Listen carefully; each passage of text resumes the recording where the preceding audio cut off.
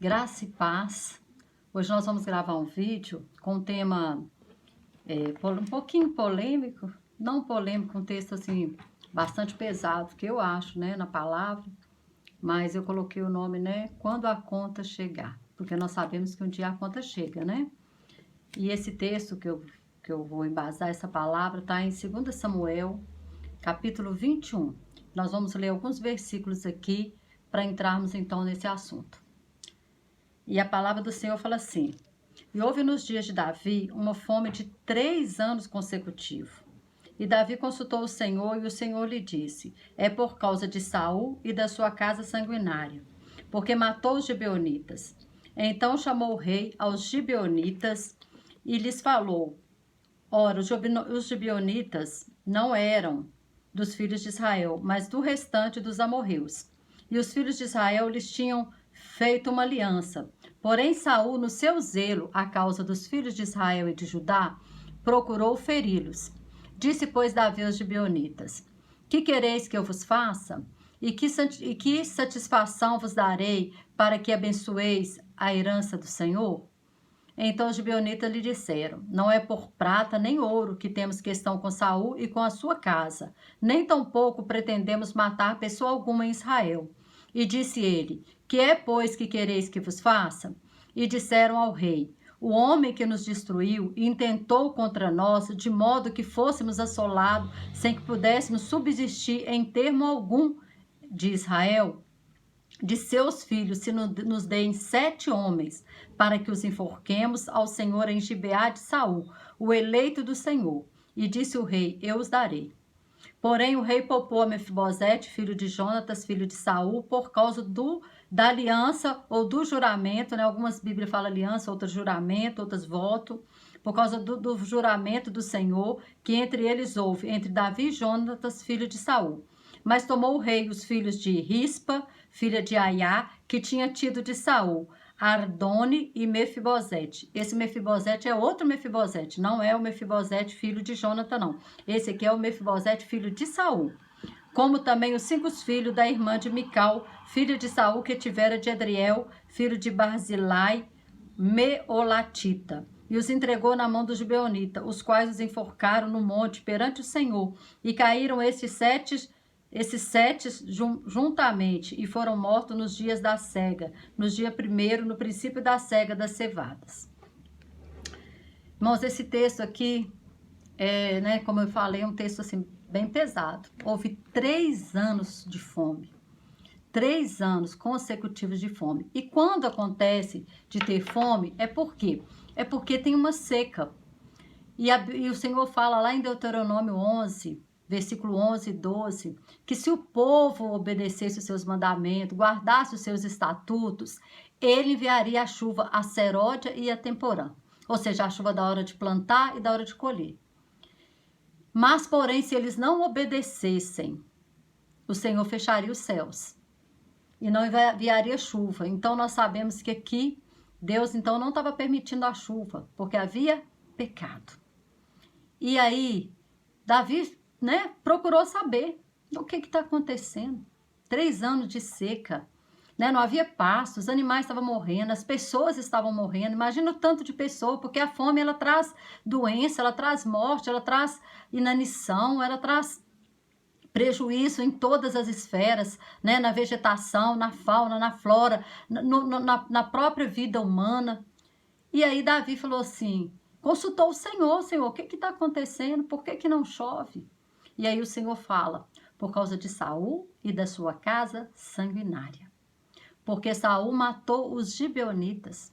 E quem são os gibeonitas? Os gibeonitas foi um povo que quando Josué estava conquistando a terra, Josué tinha acabado, né, através, né, não, quando eu falo Josué, porque era a liderança era de Josué, mas a nação de Israel havia destruído Jericó, né, Jericó era considerada uma cidade indestrutível, uma cidade que tinha 2 muralhas de pedra, que tinha uma largura tanta que havia casas em cima dela. E o que acontece? Era uma cidade que ninguém considerava ela totalmente indestrutível. E Jericó caiu.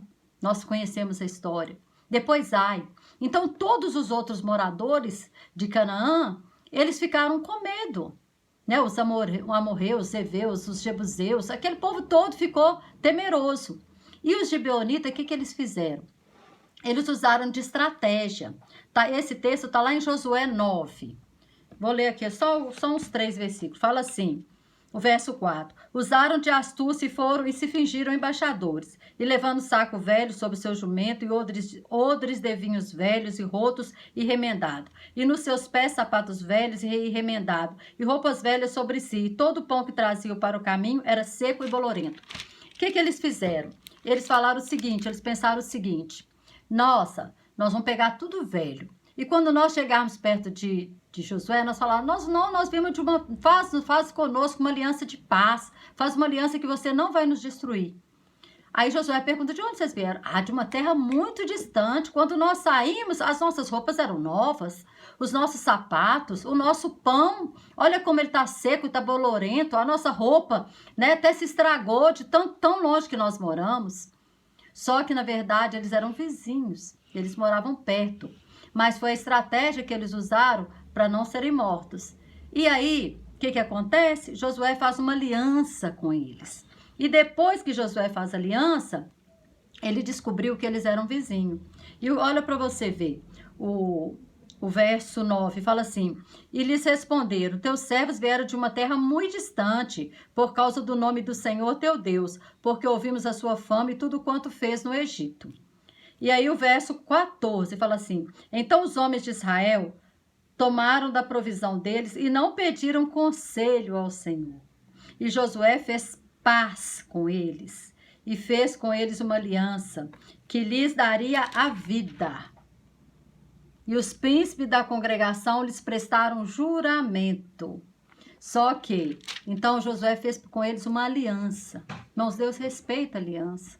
Deus respeita a aliança. A aliança só se quebra com a morte. E aí, o que aconteceu? Josué, então, fez, depois que descobriu, 3 dias depois, que eles eram vizinhos, que eles tinham usado uma estratégia para enganar Josué, para eles permanecerem vivos. E aí, Josué manda chamar eles e fala com eles assim, mas por que vocês fizeram isso? Eles falaram, olha, porque nós estávamos com medo, faça conosco o que você quiser. E aí, Josué, então, coloca eles para serem servos. Eles seriam cortadores de lenha e tiradores de água para a nação de Israel. E eles ficam serviçais, mas eles não poderiam ser mortos.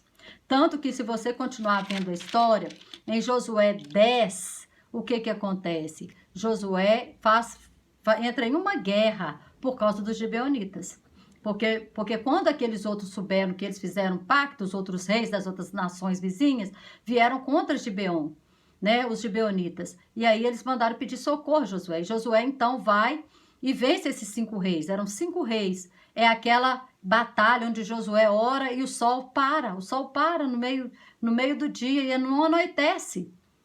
Até que a guerra se acaba, para que todos os inimigos, então, eles fossem destruídos.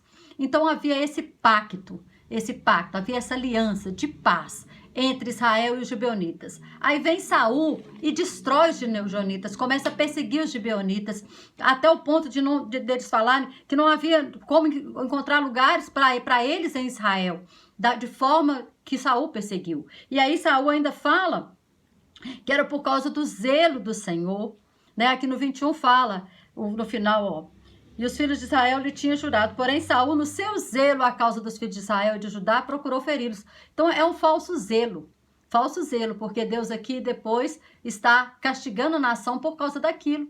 Deus estava trazendo um castigo, né, sobre a nação de Israel por causa do que Saul fez. Aí ele fala que é o zelo do Senhor. Quantas pessoas hoje estão em nome do Senhor querendo enriquecer, querendo se autopromover e dizendo que é o Senhor, que é no zelo do Senhor, que é no nome do Senhor? Quantos falsos profetas usando o nome do Senhor? E aqui Saul fez a mesma coisa, perseguiu os gibeonitas. E aí, o que acontece? Vem esses 3 anos de fome. E aí, quando Davi chega para eles e fala, o que vocês querem? Eles falam, olha, nós não queremos prata nem ouro. Sabe o que nós queremos? Nós queremos 7 homens da casa de Saul para que sejam enforcados. E aí, 2 filhos, porque Rispa era concubina de Saul. Dos 2 filhos de Rispa são enforcados e os 5 netos de Saul, filhos de Merabe, que era a filha mais velha de Saul. Ou seja, Saul não estava ali para consertar o seu erro, mas a conta, quem pagou a conta? A sua descendência. A conta chegou. As pessoas vão fazendo as coisas e acham que nunca a conta vai chegar, mas a conta chega. A conta chega. Seja para você, seja para a sua descendência, mas ela vai chegar. Então agora, 5 netos de Saul, ou seja, ele estava matando a descendência dele. 5 netos dele foram mortos. E 2 filhos enforcados. E quando os gibeonitas falam, olha, nós não queremos ouro nem prata, nós queremos 7 homens. Davi nem questionou. Sabe por quê? Porque lá em Números fala o seguinte, Números 35, eu vou ler o verso 34, o 33 e o 34, diz assim: assim não profanareis a terra em que estais, porque o sangue faz profanar a terra, e nenhuma expiação se fará pela terra por causa do sangue que nela se derramar, senão com o sangue daquela que o derramou. Então ele profanou a terra com sangue. E agora, e nenhuma expiação se fará pela terra, a não ser com o sangue daquela que o derramou. Quem derramou o sangue dos gibeonitas? Saul. Então agora a sua descendência só seria expiado se o sangue dos seus descendentes agora fossem derramados. E aí o verso de 34 fala assim: não contaminareis, pois, a terra na qual vós habitais, no meio da qual eu habito. Ó o Senhor falando, eu habito no meio de vós, então eu habito nessa terra. Pois eu, o Senhor, habito no meio dos filhos de Israel. Então, não profanareis a terra com sangue. E quantas vezes nós vemos aí, né, abortos, pessoa profanando a terra, profanando seu corpo com sangue.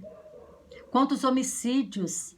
Há um tempo atrás aí eu ouvi uma reportagem que falava que era 60 mil homicídios no Brasil por ano. Mais de 60 mil homicídios por ano. Ou seja, ó, quanto sangue sendo derramado na nossa terra. Quanto sangue sendo derramado. Aí você vai pensar assim, mas eu não derramo sangue de ninguém. Mas lá em Provérbios 18, 21 fala assim, que a vida e a morte estão no poder da língua. Então eu posso matar alguém também com a minha língua. Eu posso matar relacionamento, eu posso matar a moral da pessoa, eu posso matar, né, a índole da pessoa. E aí, nós estamos sendo assassinos também. Então, profanar o sangue é uma coisa terrível, porque só com sangue se repara isso. Hoje nós sabemos que nós podemos confessar os nossos pecados e o sangue de Jesus Cristo pode nos limpar e pode nos lavar, porque esse sangue foi derramado. Mas aqui no Velho Testamento era sangue só para expiar a situação que estava. E Davi não questionou nada, Davi não questionou. Davi deu 7 homens. E aí, no verso 14 fala assim, enterraram os ossos de Saul e de Jonatã, seu filho, na terra de Benjamim, em Selá, na sepultura de seu pai Quis. E fizeram tudo o que o rei ordenara. E depois disso, Deus se aplacou com a terra. E o verso... O verso, acho que é o 12. Deixa eu ver. Tá, o verso 10 fala assim, então Rispa, filha de Aiá, tomou um pano de cilício e estendeu-lhe sobre uma penha, desde o princípio da cega até a água do céu, até que a água do céu caiu. Ou seja, e a vida então voltou. A vida então voltou, porque quando houve chuva, a terra, né, ela pôde produzir novamente, os animais já tinham pasto, as pessoas tinham água para beber e a vida voltou. Ou seja, nós temos que entender que a conta ela chega. A conta ela vai chegar ou para nós ou para nossa descendência. E nós temos que estar, né? Às vezes as pessoas elas ficam muito preocupadas assim, né, com a volta de Cristo. Mas nós temos que estar preocupados em estar preparado em todo tempo, porque nós podemos sair desse mundo a qualquer momento, a qualquer instante nós podemos morrer. Então, nós temos que estar com a nossa vida zerada. A nossa conta ela tem que ser paga. O Senhor Jesus já pagou por nós lá na cruz do Calvário. Já pagou por nós. Quantas pessoas pagaram aqui por causa do pecado de Saul? Imagina, nesses 3 anos de seca, quantas pessoas morreram? Quantas pessoas morreram nesses 3 anos? Quantos animais morreram? E depois agora a sua descendência, porque só se espiava com o sangue do profanador. O profanador morreu, então a sua descendência vai ser, o sangue da sua descendência será espiado. E muitas das vezes, sabe, essa seca, ela pode chegar, né, na vida das pessoas quando lançamos palavras malditas através da seca da alegria, da paz, da ansiedade, a seca, né, da vontade de viver, da autoestima. Então, nós temos que ter muito cuidado, porque Deus está falando, essa terra é minha, porque eu habito no meio de vós. Então, se nós somos templo do Espírito Santo, o Espírito Santo está conosco. E nós temos que ter noção de que a conta vai chegar. Um dia a conta vai chegar.